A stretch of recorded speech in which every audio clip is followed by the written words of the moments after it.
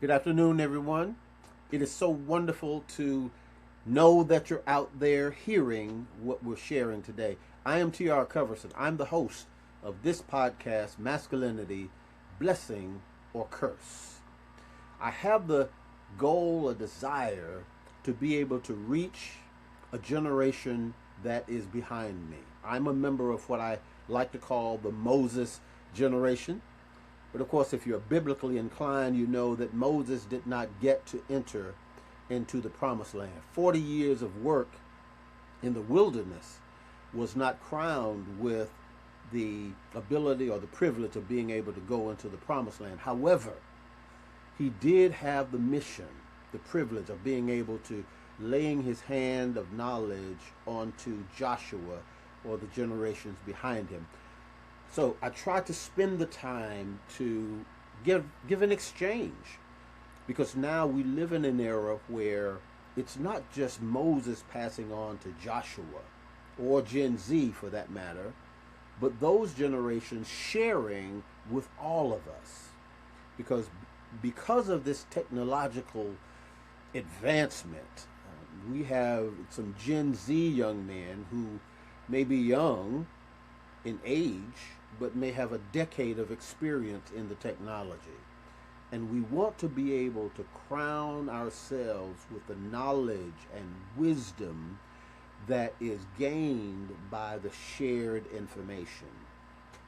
Today, I'd like to talk about a subject that is very commonly used in this transition or this transport of knowledge. Let me just share with you, I was with a group of young men in our church. I'm one of the members of the males ministry or men's ministry there. We sponsor a basketball league at a local community center. So we get the privilege each week of sharing with teen boys. In the course of a conversation on last Wednesday, I challenged them to do something that they had never done. It was a simple thing. I thought simple. I asked them to lead us in prayer. Now, parenthetically, let me just say that I have heard them in a group prayer. Their team, many of the guys that come to the gym on Wednesday are a member of a certain high school's team, and that coach is a member of our church, and he has taught them a group prayer that they say together. I asked one to lead us in prayer, and it was total silence. Now, I've learned subsequently that many of them may not have had the experience of a personal prayer or the corporate prayer in a public place.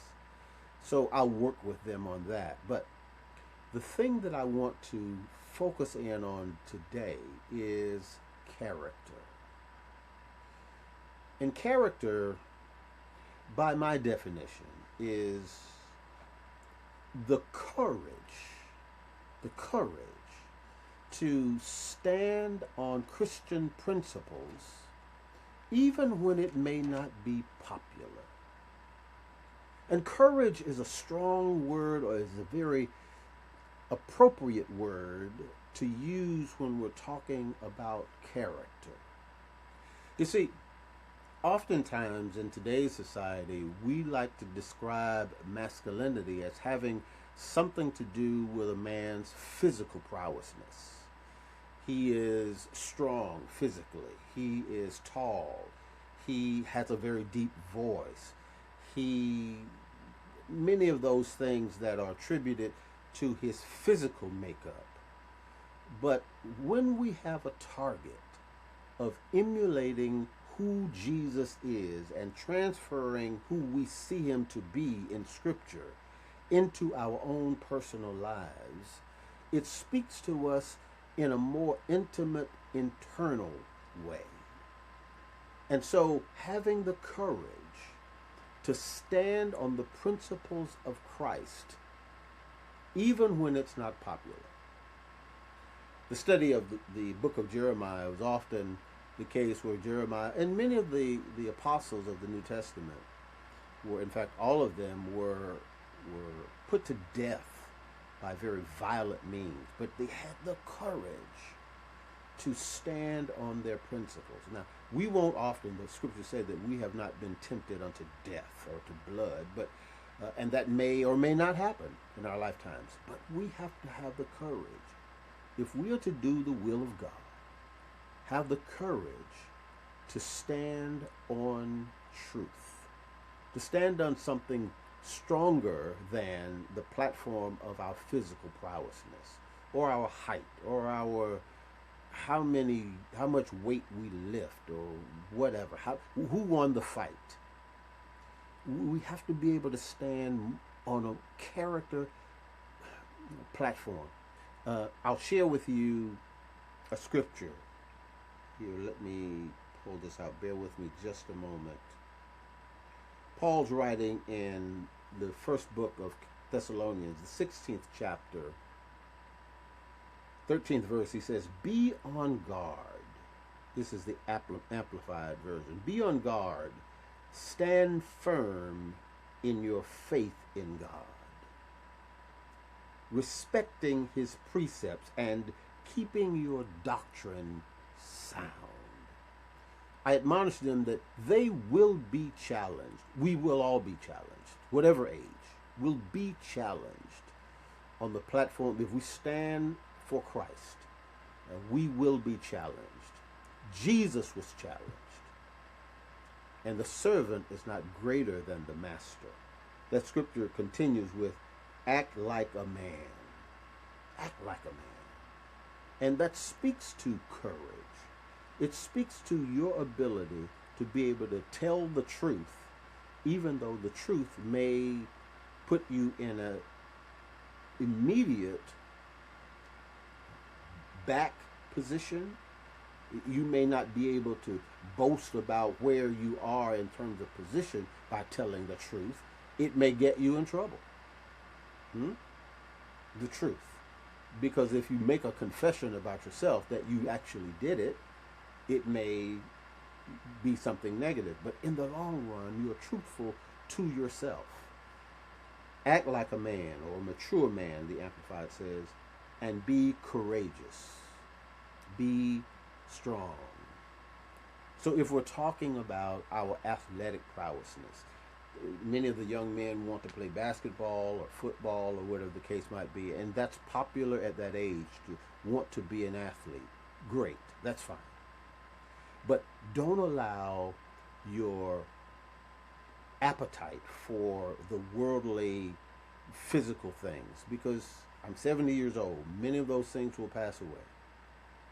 But your integrity, your honesty, your courage, your strength of character, those are things that will mark you as a man. And those things will often open doors for you in terms of mentorships or opportunities that those other things may not. My father was a man, did not have a lot of formal education, but he stood on his convictions. There were things that about his life that created some conversations from people, okay? But he stood on his convictions. His conviction was to be a provider. His conviction was to be a protector. There was one occasion I remember, my mother and I in my teen years, of course, we go through those things, and my mother and I were in a conversation, and he quickly stepped in to remind me that he was there to defend her. And I respect that. So your ability to be able to stand on your principles and know what your principles are before you walk into that environment. And with that, I say this. It's not something that you inherit by osmosis. You would not go, if it's an athletic competition, you would not go to the game without practicing. How would you expect to win the game if you never practiced it? If you never studied it? There are times the greater athletes are those that spend more time in the gym than the average one. The one who wants to win, not the one who wants to not only play in the NBA or the NFL or whatever the case might be, but they want to win championships. It requires more of you. So your ability to be able to have an instinct or an appetite to go further than the average person is the thing that will allow you to excel. And your character, I'm putting on the table as something that would shine in that regard. And let me point this out. There is a difference between your conduct and your character. You might think that they're the same thing. Your conduct is what you do outside. It's what you allow people to see. It's the thing that people see about you. Your character is the thing that you do when no one else is around. It's the thing that you and God are the only one that knows about it. So it is a constant purging out of all of us, because all of us are prone to sin. We are shaped in inequity, born in sin.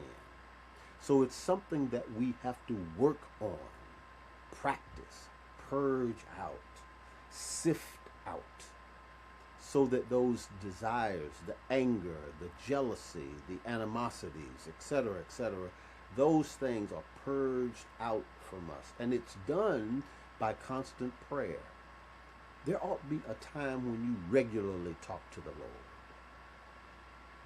Lord. Like Daniel. He was in Babylonia, and yet his custom, the only thing they could find as a fault in him was that he prayed 3 times a day. So there should be time that you set aside for God, that you and God are in conversation. It's your intimate time. He is your friend, your father. He is all of those things. So everything that's inside of you, you're able to share with the Lord. And you develop a practice, a confidence in that, so that when you get to your Goliath-type circumstances, you know that you've had that conversation with him and you're intimately acquainted with what's going on. He's intimately acquainted with what you're doing. And you can say with strength and courage and faith, I can do all things through Christ who strengthens me. As we're talking about our manhood, masculinity, it is your ability to be courageous in the face of lies that come about. When you could tell a lie and get by, you would tell the truth. It is your honor that is at stake. Can you trust you? Can other people depend on you? It also speaks to your mastery. Your character speaks to the quality of work that you bring to the table. You always want to put your best product on the shelf, every time.